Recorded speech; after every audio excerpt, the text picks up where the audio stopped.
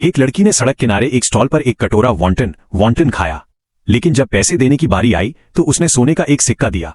मालिक यह देखकर दंग रह गया, क्योंकि वो असली सोना नहीं था बल्कि जोस पेपर साइज था, जिसे मृतकों के लिए जलाया जाता है। जब मालिक ने कहा कि ये पैसा यहाँ नहीं चलेगा तो लड़की हैरान रह गई और बोली, मैं तो हमेशा इसी का इस्तेमाल करती हूँ।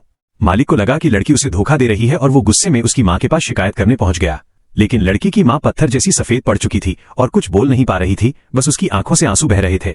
माँ जानती थी कि उसकी बेटी 3 दिन पहले एक दुर्घटना में मर चुकी है, लेकिन लड़की को खुद ये एहसास नहीं था कि वो एक आत्मा है। यमराज यामा के पास पहुंचने पर लड़की ने पुनर्जन्म लेने से मना कर दिया, क्योंकि उसकी माँ धरती पर गंभीर रूप से बीमार थी।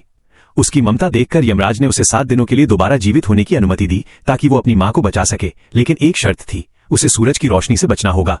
माँ के ऑपरेशन के लिए 30 लाख या बड़ी रकम की जरूरत थी। लड़की रास्ते में लोगों से मदद मांगने लगी। तभी एक कंपनी के प्रेसिडेंट CEO की नजर उस पर पड़ी।